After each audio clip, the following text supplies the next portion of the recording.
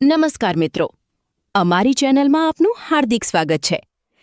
આજે આપણે જાણીશું કે અધિક માસ એટલે કે પુરુષોત્તમ મહિનામાં તુલસીના સૂકા લાકડાનું શું મહત્વ છે અને વાસ્તુ તથા ધાર્મિક માન્યતાઓ મુજબ તેનો મહાઉપાય કેવી રીતે કરવો।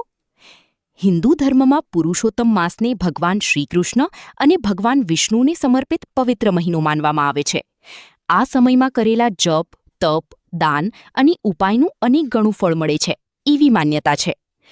તુલસી માતા ભગવાન વિષ્ણુને અત્યંત પ્રિય છે, તેથી પુરુષોત્તમ માસમાં તુલસી સાથે જોડાયેલા ઉપાય ખૂબ શુભ માનવામાં આવે છે।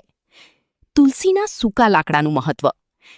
ઘણા લોકો ઘરમાં તુલસી સુકાઈ જાય પછી તેનું લાકડું ફેંકી દે છે, પરંતુ શાસ્ત્રો મુજબ તુલસીનું સૂકું લાકડું પણ પવિત્ર માનવામાં આવે છે। એવું કહેવાય છે કે તેમાં સકારાત્મક ઉર્જા રહેલી હોય છે અને ઘરનું નકારાત્મક વાતાવરણ દૂર કરવામાં મદદ કરે છે। મહાઉપાય કેવી રીતે કરવો? પુરુષોત્તમ મહિનાના ગુરુવાર અથવા એકાદશીના દિવસે સવારે સ્નાન કરીને શુદ્ધ વસ્ત્ર પહેરો। તુલસીના સૂકા લાકડાના નાના ટુકડા લો। હવે ભગવાન વિષ્ણુ અથવા શ્રીકૃષ્ણના ફોટા સામે ઘીનો દીવો પ્રગટાવો।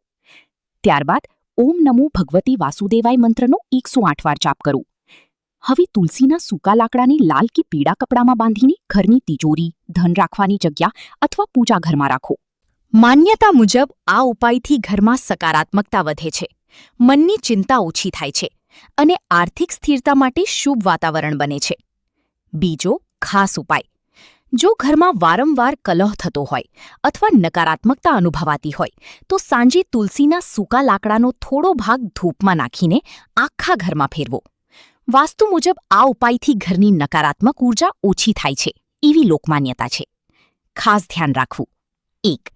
તુલસીનું લાકડું ક્યારેય પગ નીચે ન આવે તેનું ધ્યાન રાખવું। 2. તેની કચરામાં ન ફેંકવું। 3. તુલસીનું અપમાન ન કરવું।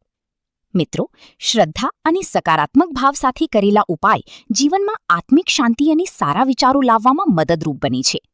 મિત્રો, આ વાસ્તુશાસ્ત્ર અને પ્રેરણાદાયક વાત તમને કેવી લાગી? કોમેન્ટ કરીને જરૂર જણાવજો। ચેનલને સબસ્ક્રાઇબ કરવાનું ભૂલતા નહીં। ફરી મળીએ આવી જ વાસ્તુશાસ્ત્ર અને પ્રેરણાદાયક વાતો સાથે। ત્યાં સુધી આપ સૌનો ખૂબ ખૂબ આભાર।